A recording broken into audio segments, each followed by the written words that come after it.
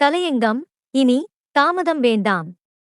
தற்கால காங்கிரசையும் சுயராஜ்ய கட்சியையும் பார்ப்பன ஆதிக்கத்திற்காக தமிழ்நாட்டு பார்ப்பனர்களால் சிருஷ்டிக்கப்பட்ட சூழ்ச்சி ஸ்தாபனம் என்று பல தடவைகளில் எழுதி வந்திருக்கிறோம். ஆனால் அது சமயம் சிலர் நம்மீது காய்ந்து வந்தார்கள். எனினும் சீக்கிரத்தில் நாட்டிற்கு உண்மை நிலை வெளியாகுமென்றே அவற்றில் கவனம் செலுத்தாமல் நமது கருத்தை ஒளியாது வெளியிட்டு வந்தோம். இப்போது நமது கருத்தை தழுவி மற்றும் இரண்டொரு ஆதரிப்புகள் நேர்ந்திருப்பது பற்றி நாம் பேருவகை அடைகின்றோம். அவ்விரு பெரும் ஆதரிப்புகளும் திருவாளர்களான திரு வி. கலியாண சுந்தர முதலியார், டாக்டர் வரதராஜலு நாயுடுகார் ஆகியவர்களின் உண்மை உணர்ச்சிகளிலிருந்து எழுந்தவைகளே ஆகும். திரு முதலியாரவர்கள் பார்ப்பன தலைவரான திரு சீனிவாச பார்ப்பனருக்கு விடுத்துள்ள இறுதி கடிதத்திலும் பார்ப்பன கமிட்டியான காங்கிரஸ் கமிட்டிக்கு அனுப்பியுள்ள தீர்மானத்திலும் தொக்கியிருப்பது என்ன? தெளிந்த சிந்தையுடன் சுருக்கமாயும் நுட்பமாயும் நோக்குங்கால் அதன் உண்மை புலனாகும். அதாவது ஐயங்கார் தலைமையில் நடக்கும் இயக்கத்தில் ஒத்துழையாமை தத்துவம் காண கிடைக்கவில்லை. சில சுயநல புலிகள் ஒத்துழைப்பு நாட்டன் கொண்டு காங்கிரஸை வயப்படுத்திக் கொண்டார்கள். நான் இதை அறியாமல் உங்களையெல்லாம் நம்பி மோசம் போயினேன். எதுகாலே விழித்துக் கொண்டேன், விடை தாருங்கள் என்பதேயாம்.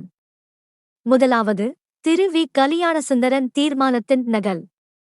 ஜூன் 13, 1926. பட்டம் கூடாது.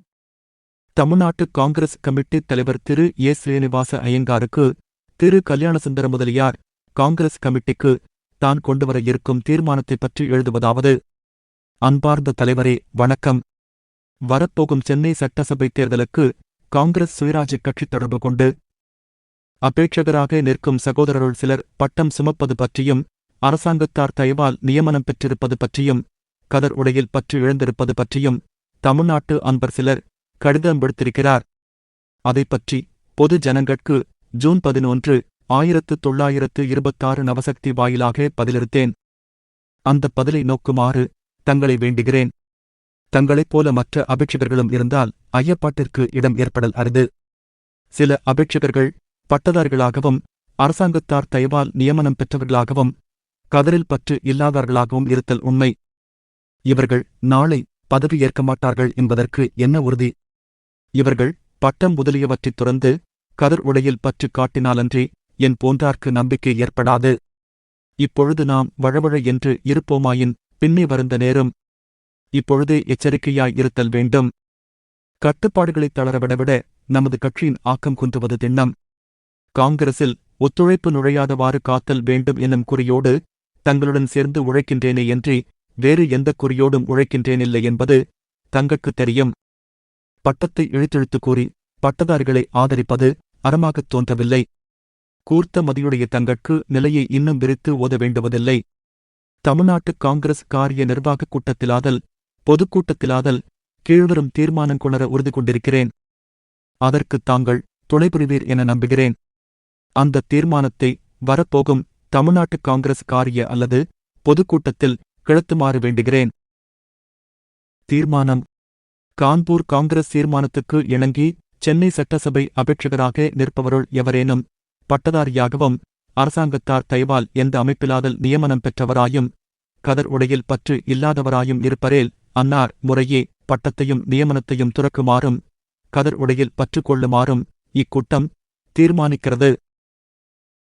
அடுத்தது டாக்டர் வரதராஜலு நாயுடுகார் அவர்களோ இப்பார்ப்பனர்களிடம் ஆதி முதல் நம்பிக்கை இல்லாதிருந்தும் தேசம் தேசம் என்னும் பெயரால் தன்னால் இயன்றவரை இப்பார்ப்பனர்களையும் அவர்தம் சூழ்ச்சி முறைகளையும் ஆதரித்தே வந்தார்.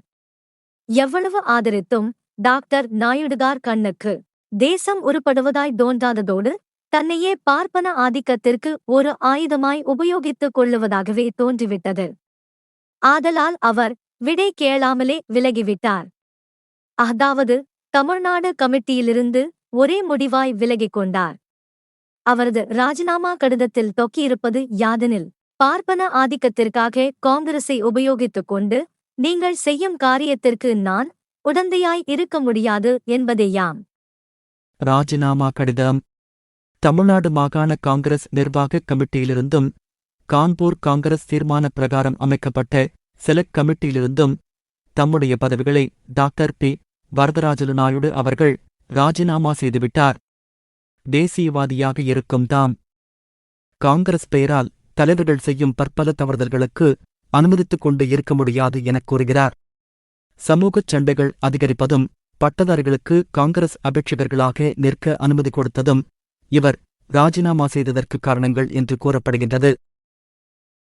யோக்கியமான பார்ப்பதரல்லாதாருக்கு இனி என்ன சான்று வேண்டும்? எனினும் இவைகள் இப்படியே முடிவுறுமா? இவர்கள் இந்நிலையிலே இருக்க நமது பார்ப்பனர்கள் விட்டுவிடுவார்களா என பலர் ஐயுறலாம்.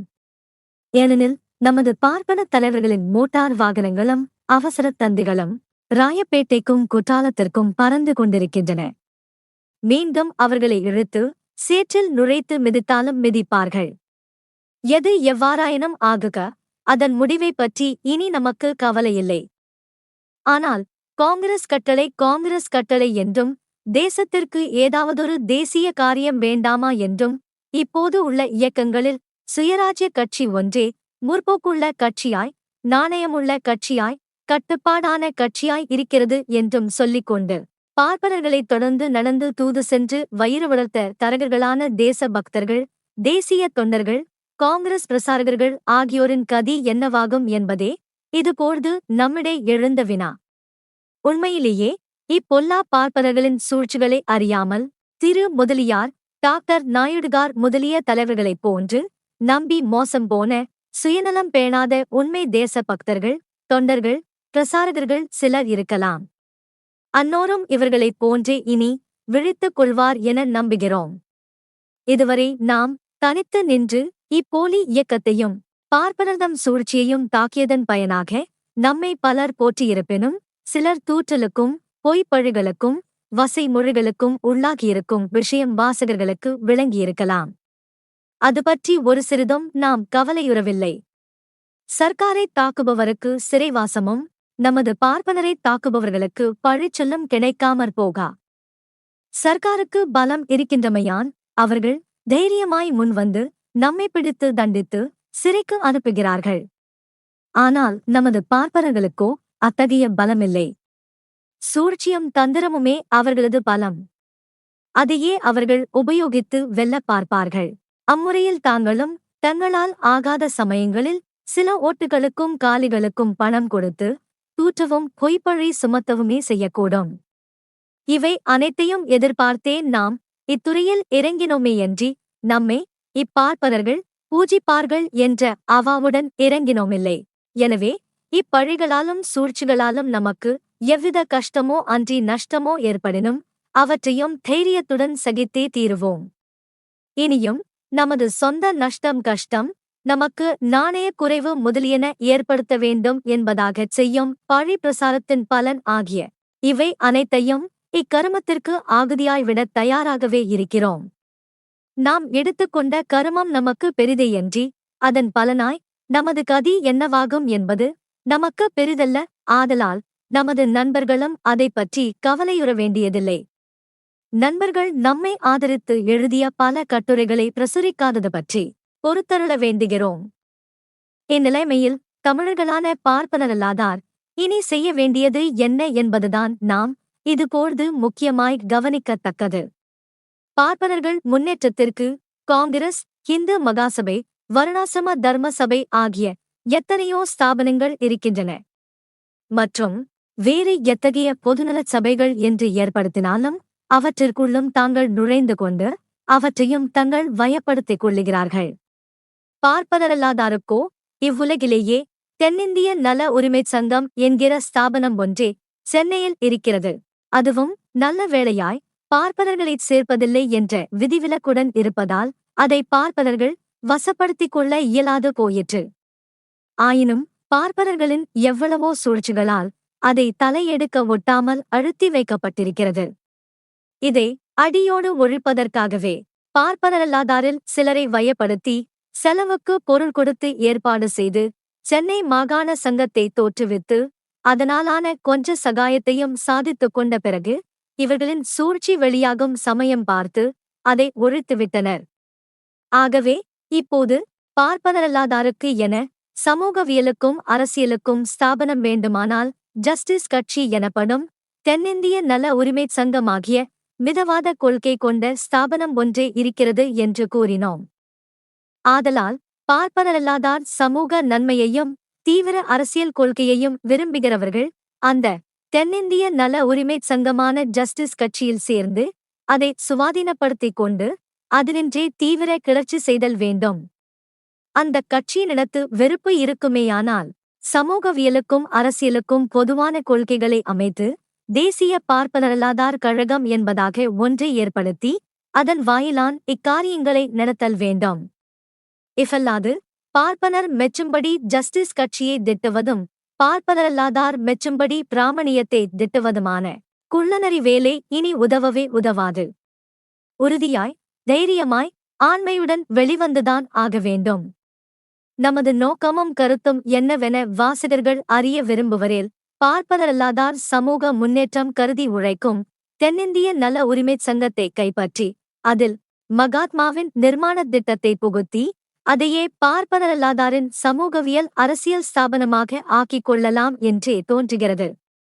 அது இயலாது என்று தோன்றினால் திரு கலியாண சுந்தர முதலியார், டாக்டர் வரதராஜுலு நாயுடு, ஜனாப் மௌலானா சாஹிபு, திருவாளர்கள் சக்கரை செட்டியார், ஆரியா, எஸ். ராமநாதன், தண்டபாணி பிள்ளை முதலியோரும் மற்றும் ஒத்துழையாமையில் ஈடுபட்டு கஷ்ட நஷ்டங்களை ஏற்று உறுதியுடன் உழைத்து வந்த பார்ப்பனரல்லாத தேச பக்தர்களும் ஒன்று சேர்ந்து எவ்வித திட்டம் கொண்ட ஸ்தாபனம் வேண்டும் என்கிறார்களோ அவ்விதமாகவாவது ஏற்பாடு செய்தல் வேண்டும்.